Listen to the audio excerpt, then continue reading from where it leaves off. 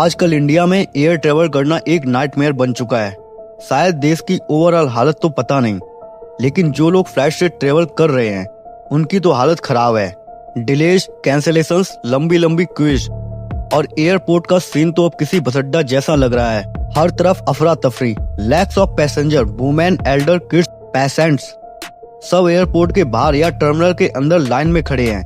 कई लोग रात भर एयरपोर्ट फ्लोर्स पर सो रहे हैं। Dozens of flight delayed 18 to 20 hours और कई कैंसिलेशन तो लास्ट मोमेंट पे अनाउंस हो रही हैं। लोग ना बैटिंग अटेंड कर पा रहे हैं ना एग्जाम्स। किसी का कनेक्टिंग फ्लाइट मिस, किसी का बिजनेस मीटिंग का सत्यानाश, फैमिली ट्रिप्स कैंसिल्स, रिलेटिव से मिलना कैंसिल, सब कुछ अपसाइड डाउन। मैडम 4 दिन से 3 दिन से बिना खाए पिए सोए यहाँ पे खड़े। ऐसा करने सोशल मीडिया पे कंप्लेंट्स का फ्लड आ गया है। कोई स्टाफ से लड़ रहा है, कोई स्लोगन्स लगा रहा है, कोई धरना दे रहा है। और शॉक करने वाली बात, सिर्फ दिसंबर के पहले कुछ दिनों में 2000 प्लस इंडिगो फ्लाइट्स कैंसल्स। और बाकी एयरलाइन से जब डिमांड देखी तो टिकट के प्राइस 10x से 20x तक बढ़ा दिए गए हैं। अब दिल्ली रांची या दिल्ली से अमृतसर जाना लंदन जाने से भी महंगा पड़ रहा है। गवर्नमेंट को इंटरवेन करना पड़ा। एयरलाइंस को warning, price capping, day light robbery मत करो टाइप रिक्वेस्ट। लेकिन इस पूरी क्राइसिस के पीछे ना पाकिस्तान, ना चाइना, ना टेरर अटैक और ना ही कुछ ऐसा है कि सारा बोझ नेहरू जी के ऊपर डाल दिया जाए। इस बार रीजन बिल्कुल घर का है और ब्लेम गेम से ज्यादा रिस्पॉन्सिबिलिटी का बड़ा सवाल उठता है। और अब आप बोलेंगे, अरे भाई गलती तो इंडिगो फ्लाइट की है, सरकार का क्या कसूर है? पायलट फ्लाई नहीं कर रहा है, स्टाफ मैनेज नहीं हो रहा है, इसमें मोदी जी क्या पर्सनली प्लेन चलाने आ जाएंगे? बिल्कुल नहीं। लेकिन कोई भी प्राइवेट कंपनी अगर देश का एविएशन सेक्टर 60 से 65% कंट्रोल करे, वो भी इतनी ताकतवर हो जाती है कि गवर्नमेंट को भी 24 घंटे के अंदर झुकना पड़ जाता है। अगर इसका आधा पावर किसी अपोजिशन लीडर के पास होता तो वो 24 घंटे के अंदर जेल में होता। पर कारपोरेट मोनोपोलीज वो फुल प्रोटेक्शन एंजॉय करते हैं। एविएशन ही नहीं, टेलीकॉम, पोर्ट्स, सीमेंट, हर जगह डुओपोली या मोनोपोली बन चुकी है। और जब एक या दो कंपनी सारा बाजार कंट्रोल करते हैं तो कंज्यूमर मतलब आप और हम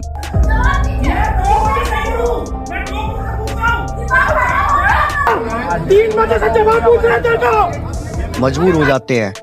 no choice, no bargaining power, सिर्फ जो रेट बताई जाए वही देना पड़ेगा। आज का मेल्टडाउन एक्चुअली जनवरी 2024 से शुरू होता है।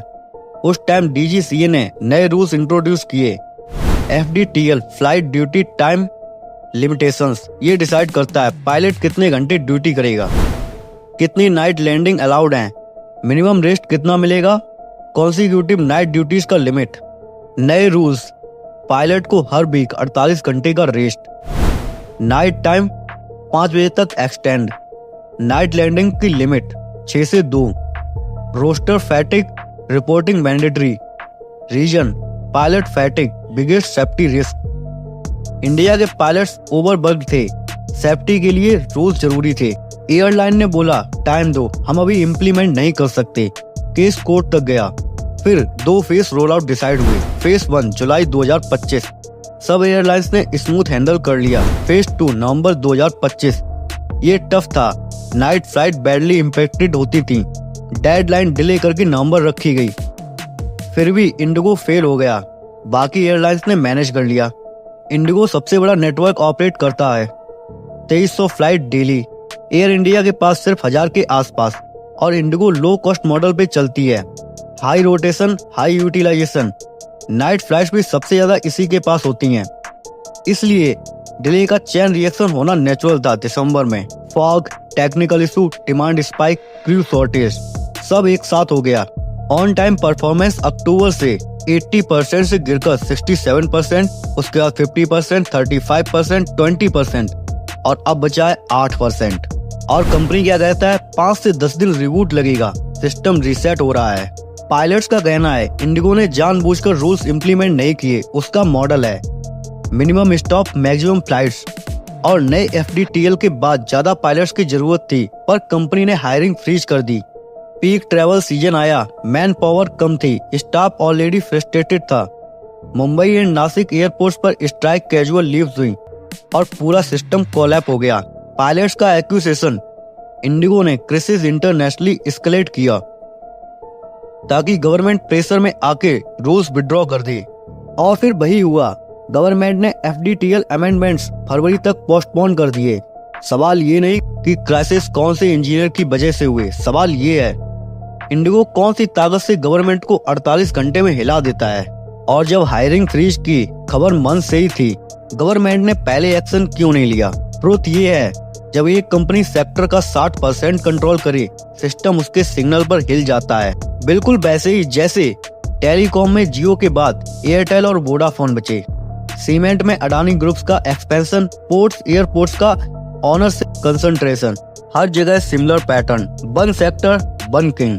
जब चॉइस खत्म हो जाती है, कंज्यूमर के पास सिर्फ एक ऑप्शन बचता है, सफर।